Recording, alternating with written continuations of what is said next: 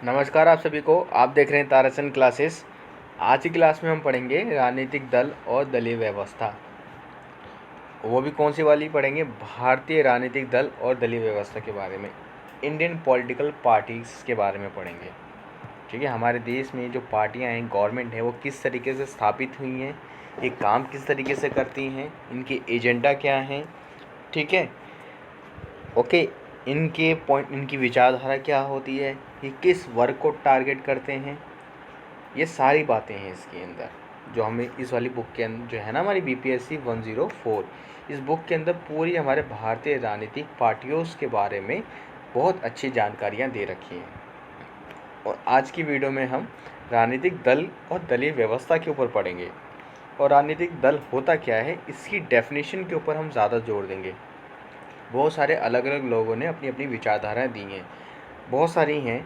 ठीक है, उनको सारी एक ही वीडियो आराम से पढ़ेंगे। मतलब कि आज की वीडियो में सभी की डेफिनेशंस को पढ़ेंगे और समझेंगे। सबका पॉइंट ऑफ व्यू एक ही है, जो आज की पार्टी में, चाहे BJP हो, चाहे कांग्रेस हो, BSP हो, जनता दल हो, या RSS हो, कोई सी भी पार्टी हो, आम आदमी पार्टी हो, ठीक है, हर किसी में वो सारे पॉइंट ऑफ व्यू झलकते ही हैं। और हमारे देश में 2000 से ज़्यादा पार्टियाँ हैं, 2000 से ऊपर पार्टी है, ये याद रखना। चलिए हम पढ़ते हैं, बहुत ही इंटरेस्टिंग है। और हमारे देश में गवर्नमेंट किस तरीके से काम करती है, ये आप लोगों को भी जानना बहुत ही ज़्यादा इम्पोर्टेंट है, ताकि आप एक अच्छे वोटर बन सको और अपने वोट का अच्छे से यूज़ कर सको और एक अच्छी गवर्नमेंट स्थापित हो सके। ठीक है, वो अच्छी गवर्नमेंट इसलिए स्थापित होनी चाहिए क्योंकि गवर्नमेंट जब स्थापित होगी, उनके निर्णय इनडायरेक्टली या डायरेक्टली हम पे प्रभावित होते हैं, हमें इफ़ेक्ट करते हैं। इसलिए हम चाहते हैं कि एक अच्छा कैंडिडेट चुना जाए। ओके, चलिए हम पढ़ते हैं, शुरू करते हैं। राजनीतिक दल वह व्यवस्था है जिसमें नेताओं, अनुयायियों, कार्यकर्ता, नीतियों का संबंध होता है। सदस्य औपचारिक होते हैं या नहीं तो नहीं होते, लेकिन राजनीतिक दल का समर्थन करते हैं। यानी कि कुछ एक पार्टी स्थापित होती है तो उसके कुछ स्थायी मेंबर होते हैं, ठीक है, जो उस पार्टी से डायरेक्टली जुड़े रहते हैं, और कुछ उस पार्टी से जुड़े नहीं होते लेकिन उसका समर्थन करते हैं। जैसे जनता होती है ना, जनता, हमारे आसपास के कुछ लोग होते हैं, किसी भी पर्टिकुलर पार्टी का वो समर्थन करते हैं। जैसे कोई BJP का समर्थन करता है तो कोई आम आदमी का या कोई कांग्रेस पार्टी का समर्थन करता है। ठीक है, तो कुछ लोग या तो डायरेक्टली उनसे जुड़े रहते हैं या कुछ लोग इनडायरेक्टली उनका समर्थन करते हैं कि BJP सही है या कांग्रेस सही है या आम आदमी पार्टी सही है या BSP पार्टी सही है। ये सारी बातें हैं। राजनीतिक दलों में नेताओं, नीतियों, कार्यक्रमों एवं विचारधारा के आधार पर अंतर किया जाता है। ठीक है, राजनीतिक दलों में नेताओं, कार्यक्रमों और विचारधारा, मेनली जो बात होती है वो विचारधारा के ऊपर रहती है कि इनकी विचारधारा कैसी है। इन सब के ऊपर भेद करे जाते हैं कि RD का मतलब है राजनीतिक दल। राजनीतिक दल प्रमुख सिद्धांत व अन्य संगठनों से अलग होना है और प्रमुख उद्देश्य सत्ता प्राप्त करना है। ये ले लो भाई साहब, मेनली जो इनका मेन उद्देश्य होता है वो है सत्ता प्राप्त करना, कि भाई जल्दी से, हमारे देश में यही तो है, जल्दी से बस सत्ता आ जाए और एक फॉर्च्यूनर निकलवाई जाए तुरंत ही। यानी कि जीतते ही फॉर्च्यूनर आएगी या फिर स्कॉर्पियो तो आई जाती है। तो ये सारी चीज़ें, लेकिन ये सारा उद्देश्य लोगों का नहीं होना चाहिए। जो उन्होंने वादे करे थे उनको अच्छे से करना चाहिए और पारदर्शिता स्थापित करनी चाहिए कि हमने क्या कहा था, कैसे हमने ये सारे काम किए हैं। यदि कोई काम पूरा नहीं हो पाता, क्योंकि कुछ ऐसे काम है जिनमें समय लगता है, बहुत सारे काम हैं, कंस्ट्रक्शंस का काम है, ठीक है, रोड बनाना है, ठीक है, हाईवेज़ बनाने हैं, बड़े बड़े बिजली ट्रांसफार्मर्स लगाने हैं, पाइपलाइंस है, तो इन सब चीज़ों में समय लगता है। ओके, लेकिन जो हॉस्पिटल, स्कूल जो बन चुके हैं, इनके अंदर भर्तियां हैं, लोगों को जॉब्स दिलाना है, इन्वायरमेंट अच्छा क्रिएट करना है, भ्रष्ट अधिकारियों को निकालना है, ठीक है, तो ये काम इजी, इनको जल्दी से हो जाना चाहिए। यदि कोई काम नहीं होता तो उसका एक रीज़न देना चाहिए गवर्नमेंट को, जो ज़्यादा लोग देते नहीं, भागते रहते हैं, जो कि गलत बात है, जो कि गलत चीज़ें ये सारी चीज़ें। ओके, और कोर्ट को बार बार अपना काम छोड़ के इन राजनीतिक मुद्दों को समेटना पड़ता है, जो कि गलत हो जाता है। तो फिर कोर्ट भी सही से काम नहीं करती। तो ये जो उद्देश्य है इन लोगों का गलत है। मानते हैं सत्ता होना ज़रूरी है, क्योंकि जब तक पावर नहीं होगी जब तक कोई काम नहीं होगा, लेकिन जब पावर पे आ जाते हैं, पावर में आने के बाद जो आपने वादे करे हैं उनका पूरा होना भी ज़रूरी है। अगर वो पूरी नहीं हो रही है तो आप एक फेक आदमी थे। कोई बात नहीं, इंसान होते हैं, गलतियाँ सबसे होती हैं, इसलिए आप अच्छे से पढ़ें, समझें, डिसीजन लें और अपने बारे में सोचें। जिससे हर इंसान पैसे को लेके बहुत ज़्यादा मतलबी हो जाता है ना, कि वो अपने लिए सोचता है, उसी तरीके से, और ये कुछ गलत भी नहीं है एक तरह से, उसी तरीके से आपको यहाँ पर राजनीतिक पार्टी में जब हम किसी को वोट देते हैं तो हमें बहुत ज़्यादा, हमें क्या होना चाहिए, मतलबी होना चाहिए उस टाइम पॉइंट ऑफ व्यू, क्योंकि आप ऐसा शख्स चुनोगे जो आपके लिए बढ़िया हो। ठीक है, आप ऐसा शख्स चुनोगे जो आपके लिए बढ़िया हो, ताकि आपको क्या करे, मदद करे, उसका कुछ कोई ना कोई बेनिफिट मिले, तभी तो आप एक अच्छा डिसीजन ले पाओगे। किसी के कहने से थोड़ी डिसीजन लोगे। उसी तरीके से यहाँ पर भी आपको वैसी ही सोच रखनी चाहिए, ऐसा मेरा मानना है। आपको जो भी मानना है वो आपका पॉइंट ऑफ व्यू होना चाहिए, इसलिए आपको सोचना बहुत ज़रूरी है। दिमाग है तो सोचना चाहिए उसका। चलिए, राजनीतिक दल की परिभाषा। जिस प्रकार सामाजिक या आर्थिक उद्देश्य की प्राप्ति के लिए दल संगठित होते हैं, उसी प्रकार जब किसी संगठन का उद्देश्य राजनीतिक होता है तो उसे राजनीतिक दल कहा जाता है। सीधी सी बात है, जब किसी संगठन का उद्देश्य राजनीतिक होता है तो उसे राजनीतिक दल कहते हैं। ये सिंपल सी डेफिनेशन है। चलिए, और ये जो उद्देश्य, प्रमुख उद्देश्य सत्ता प्राप्त होता है, सत्ता प्राप्त होना अच्छी बात है, लेकिन सकारात्मक पॉइंट ऑफ व्यू होना बहुत ज़रूरी है आज के देश में। अब ये कुछ विचारधारा हैं राजनीतिक दल की जो अन्य लोगों ने दी हैं, और इनके जो पॉइंट ऑफ व्यू हैं, आप पढ़ोगे अच्छे से तो आपको जितनी भी हमारे देश में पार्टी हैं, इनकी विचारधाराएँ कहीं ना कहीं आपको महसूस होंगी। एडमंड बर्ग के अनुसार राजनीतिक दल मनुष्य के उस संगठन को कहते हैं जो किसी एक सिद्धांत पर सहमत हो, जिसके द्वारा राष्ट्रीय हित संपन्न किया जा सके। जिसकी कोई एक विचारधारा होती है, एक पर्टिकुलर वर्ग होता है, उसके ऊपर ये लोग काम करते हैं। कई सारे क्षेत्रीय दल इसी विचारधारा पर स्थापित होते हैं।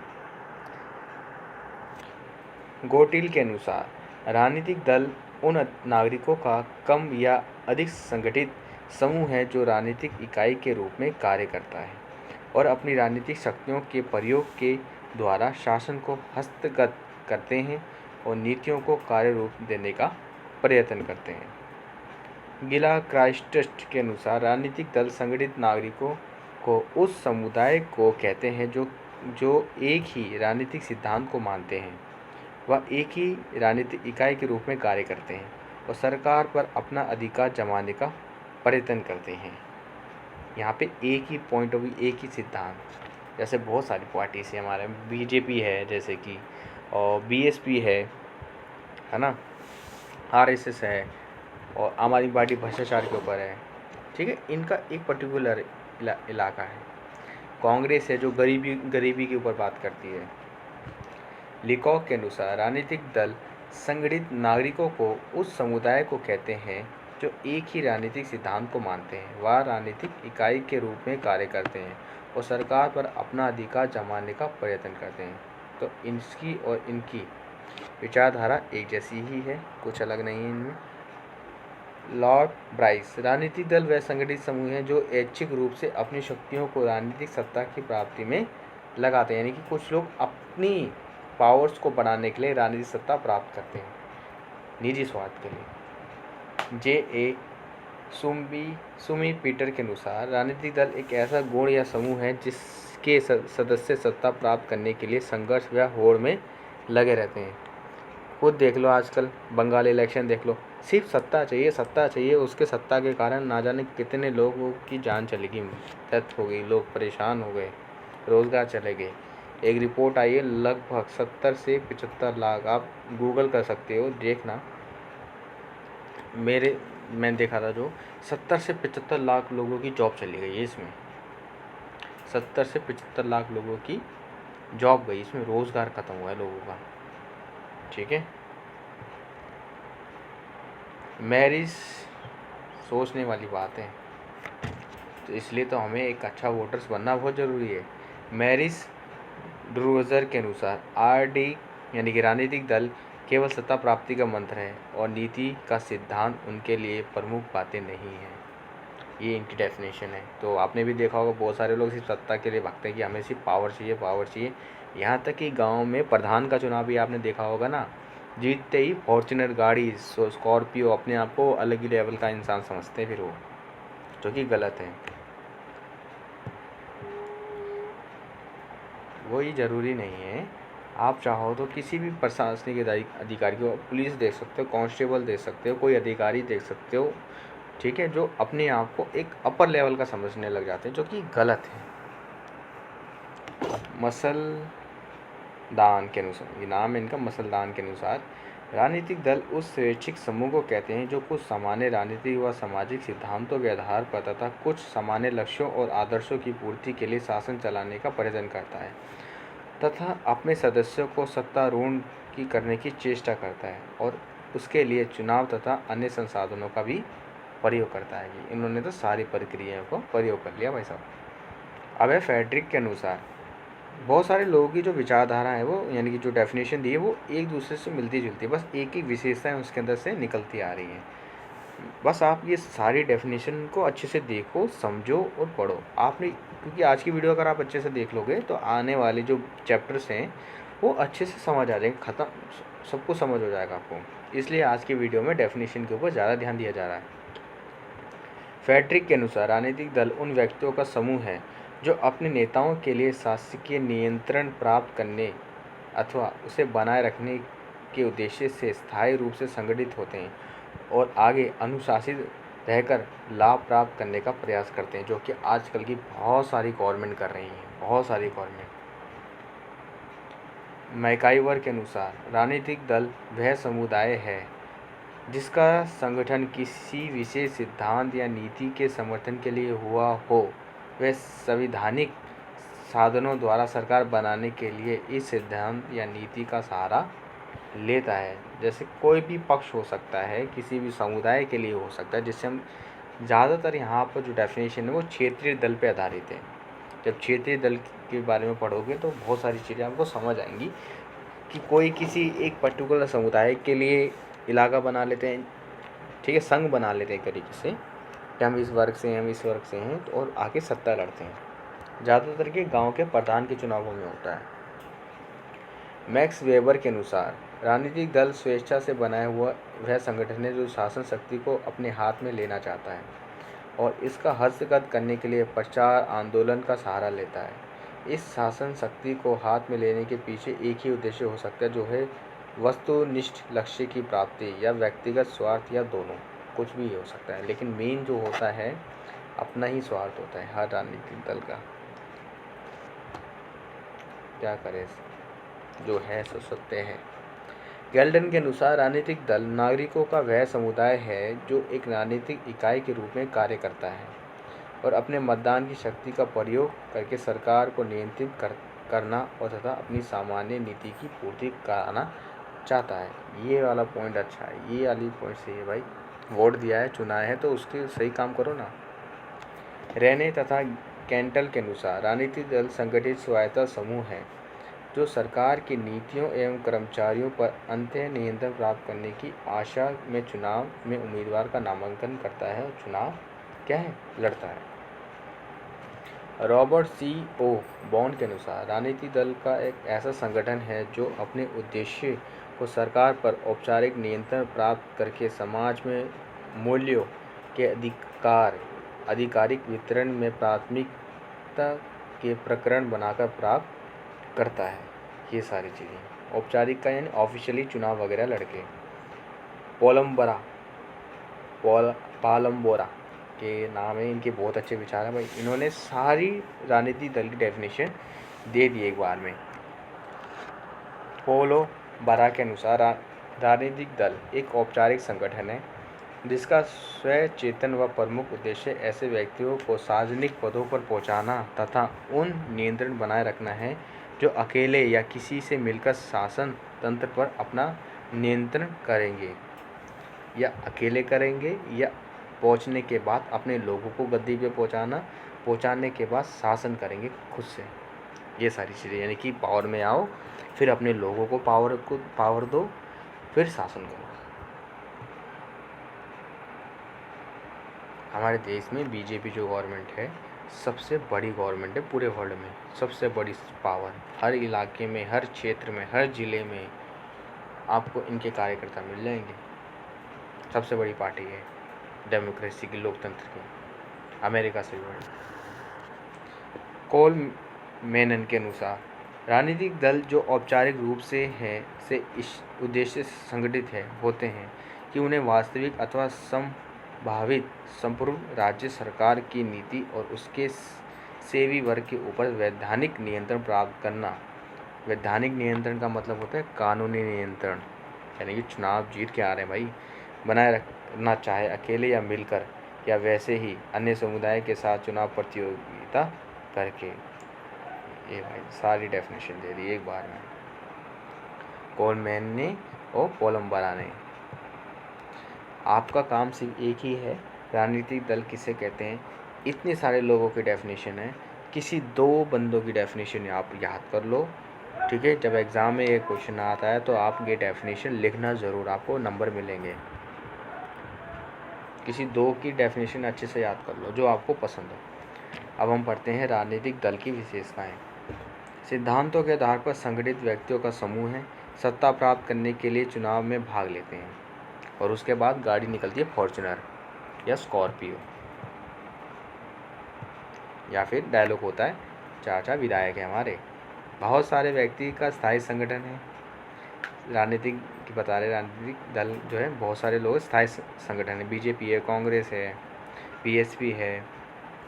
अब जो है कौन सी पार्टी है, अब आम आदमी पार्टी भी है, ये स्थायी हो गए। अपने सदस्यों के हितों को ध्यान में रखते हुए समाज के व्यापक हित को बढ़ावा देना चाहता है।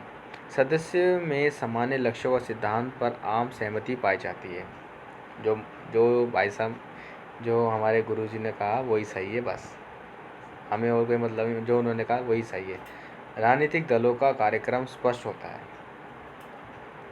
जो भी राजनीतिक दल हैं उनकी विचारधारा, उनके जो भी कार्य किए जाते हैं उनका स्पष्ट होता है काम। अपने सिद्धांतों, नीतियों व कार्यक्रम को कार्यान्वित करने के लिए राजनीतिक शक्ति प्राप्त करना चाहता है। अपने उद्देश्य को प्राप्त करने के लिए शांतिपूर्ण तथा संविधान व कई बार असंवैधानिक साधन भी अपना लेते हैं। बहुत सारे गवर्नमेंट करते हैं, बहुत सारे लोग। जैसे आपको अगर आपने 11th क्लास में पढ़ा होगा तो लगभग ये बताया गया था चुनाव प्रणाली में, जब चुनाव वगैरह प्रचार होता है तो 70 लाख रुपए तक का खर्चा कर सकते हैं लोकसभा चुनाव में, ठीक है। लेकिन हमारे देश में चुनाव हुआ था जिसके अंदर 3000 करोड़ या 3000 करोड़ था या 30,000 करोड़ था, ठीक है। आप मान लो 3000 करोड़ ही मान लो। 3000 करोड़ का लोकसभा में खर्चा हुआ था। जो बच्चे 12th में अच्छे से पढ़ के आए हैं, 11th में पढ़ा है उन्होंने, ये आपको डाटा पता होगा। मुझे ठीक से याद नहीं आ रहा है तो 3 था या 30,000 करोड़ था। ज़रा आप देखो, सर्च करो, आपको पता लगेगा। राजनीतिक सत्ता की प्राप्ति के बाद आप सर्च करना गूगल पे कि सबसे ज़्यादा लोकसभा के चुनाव, कौन से चुनाव में सबसे ज़्यादा पैसा खर्च हुआ है और चुनाव आयोग जो है कितना पैसे की अनुमति देता है। फिर आपको पता लगेगा कि इलेक्शन में कितना ज़्यादा भ्रष्टाचार होता है। राजनीतिक सत्ता की प्राप्ति के बाद अपने सिद्धांतों को व्यवहारिक रूप देना शुरू कर देता है। ये है विशेषताएं। ओके, अब हम पढ़ रहे हैं राजनीतिक दलों की उत्पत्ति व विकास। हुआ कैसे इसकी स्टार्टिंग। पीटर मर्कलर संस्थागत ढांचे से जोड़ा गया है। राजनीतिक दल की उत्पत्ति संस्थागत परिवेश से हुई है।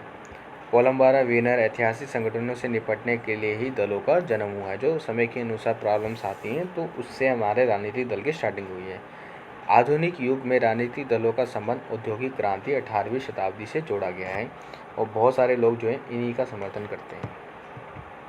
और आपको पता है 18वीं शताब्दी में कहाँ में, इंग्लैंड में ये सब हुआ था, ठीक है। 11th क्लास में आपने पढ़ा होगा हिस्ट्री की किताब में। अंत राजनीतिक दलों की उत्पत्ति अनेक कारणों से भी हो सकती है। उसी तरह लोकतंत्र तथा तानाशाही देशों में दलों की उत्पत्ति के कारण भी अलग अलग हैं, ठीक है। यानी कि राजनीतिक दल की उत्पत्ति के कारण कोई से भी हो सकते हैं।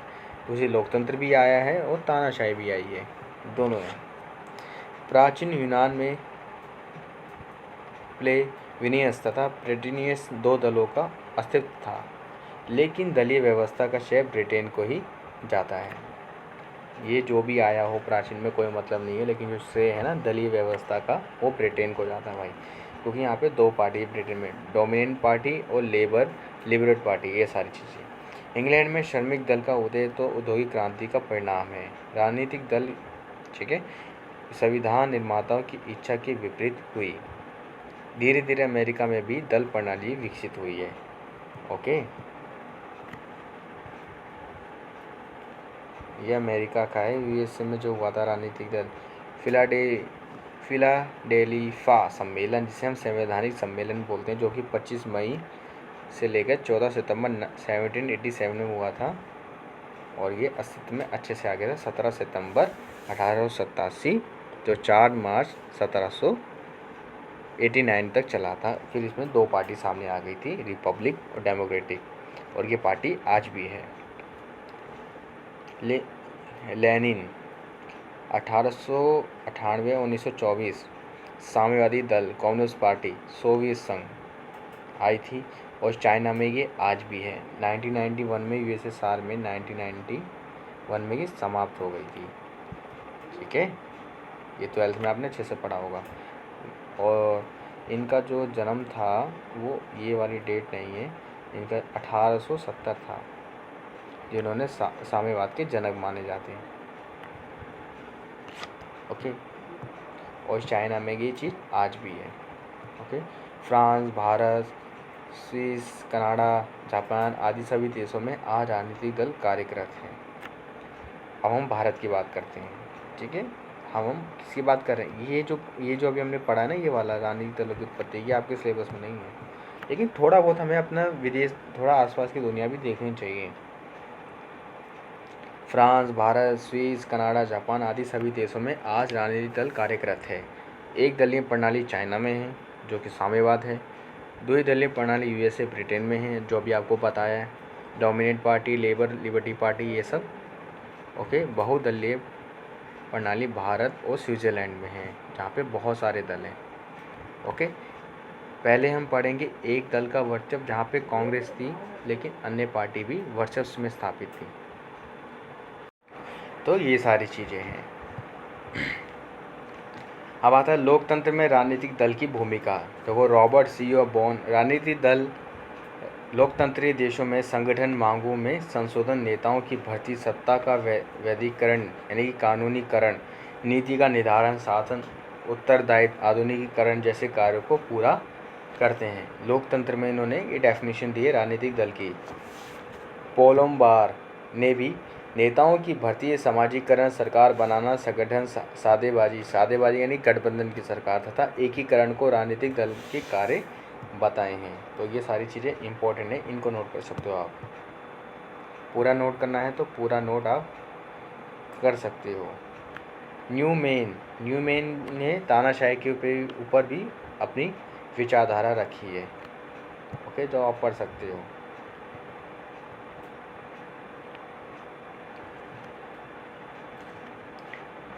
राजनीतिक दलों के कार्य, इन्होंने भी डेफिनेशन दी है लोकतंत्र में। जनमन को संगठन कराना, जनमन को शिक्षित बनाना और जनता और सरकार को जोड़ना। लेकिन आज के टाइम में इनकी डेफिनेशन को शायद लोग खो रहे हैं। आज के टाइम में लोग जनता को शिक्षित नहीं किया जा रहा, क्योंकि ये आगे चल के बहुत ज़्यादा हानि हो जाएगी, क्योंकि आपकी सोचने की क्षमता ख़त्म होगी। जो यहाँ से उगला जाएगा वो चीज़ आप एक्सेप्ट करते जाओगे, जो कि आपके लिए कहीं ना कहीं ऐसे ख़त्म कर देगी, आपको जड़ से ही ख़त्म हो जाओगे। इसलिए एजुकेशन होना बहुत ज़रूरी है, पढ़ना बहुत ज़रूरी है। कोई आपको पढ़ाए ना पढ़ाए, सेल्फ पढ़ना ज़रूरी है। पढ़ो, एक एजुकेशन है जो बदलाव ला सकता है। राजनीतिक दलों और आप पढ़ना भी ज़रूरी है, और एक आप वित्तीय शिक्षा यानी फाइनेंशियल एजुकेशन के बारे में पढ़ा करो भाई। डिजिटल का ज़माना है, यूट्यूब पे भी है, जो फालतू की चीज़ें सर्च करते हैं उन्हें रोक दो।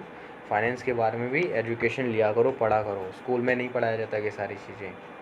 लेकिन इसकी ज़रूरत पूरी ज़िंदगी में बहुत ज़्यादा है, इसलिए फाइनेंस के बारे में भी पढ़ा करो। राजनीतिक दलों के प्रजातंत्र में कार्य, यानी कि राजनीतिक दल के लोकतंत्र में क्या कार्य व भूमिकाएं होती हैं। पहला है जनमत तैयार करवाना, जनता को राजनीतिक शिक्षा देना, सार्वजनिक नीतियों के निर्माण में जनता का नेतृत्व करना, जनता तथा सरकार के बीच कड़ी का कार्य करना। ओके, ये तो कितने अच्छे अच्छे सकारात्मक पॉइंट्स हैं, ठीक है। लेकिन गुस्सा तब आता है जब आपको ये वर्तमान स्थिति में देखने को नहीं मिलते। कोई सवाल करते हैं, मुंह पे थप्पड़ मार देते हैं। ओके, पता नहीं क्या क्या करते हैं। वीडियो आपको दिख भी रही होगी सोशल मीडिया पे बहुत सारी। सार्वजनिक नीतियों के निर्माण में जनता का नेतृत्व करना, जनता तथा सरकार के बीच कड़ी का कार्य करना, चुनाव लड़ना व सरकार बनाना, उसके बाद लोगों को भूल जाना, स्कॉर्पियो फॉर्च्यूनर निकलवाना, सरकार की आलोचना करना, कोई कर देते तो उसको उसके पीछे रेड लगवा देना। भाई, सरकार की आलोचना करना लोकतंत्र की विशेष व्यवस्था है, ये विशेषता है ये। ओके, बस आज के टाइम में कमी इस चीज़ की, जब किसी व्यक्ति की आलोचना होती है तो लोग उसको सहन नहीं करते, बल्कि भिड़ने लग जाते हैं, जो कि गलत बात है। राजनीतिक नेताओं की भर्ती व चयन, सत्ता का वैधीकरण यानी कानून बनाना, समाज का एकीकरण करना, देखो कितनी अच्छी अच्छी पॉइंट है, समाज का एकीकरण करना, लेकिन हमारे यहाँ पे बांटते हैं, जो कि गलत बात है। सरकार के विभिन्न अंगों में समन्वय करना, ठीक है, सभी को एक कॉम्बिनेशन स्थापित करना, आधुनिकीकरण के उपकरण उपयोग करना ताकि अच्छी व्यवस्था स्थापित हो सके, और सामाजिक कल्याण, ये सारी चीज़ें हमें करना है। ओके, तो आज की क्लास में हमारा जो ये राजनीतिक दल की विशेषताएं थी वो ख़त्म हो गया है। अगली क्लास में हम एक दलीय प्रणाली के बारे में पढ़ेंगे, फिर द्विदलीय के बारे में पढ़ेंगे, मतलब जिस तरीके से हमारा सिलेबस है उस तरीके से हम पढ़ेंगे, कुछ एक्स्ट्रा पॉइंट ऐड करते जाएंगे उसके अंदर। आई होप आपको मेरी आज की क्लास समझ आई होगी, वीडियो के सारे पॉइंट ऑफ व्यू समझ आए होंगे। ओके, मिलेंगे आपसे अब नेक्स्ट क्लास में।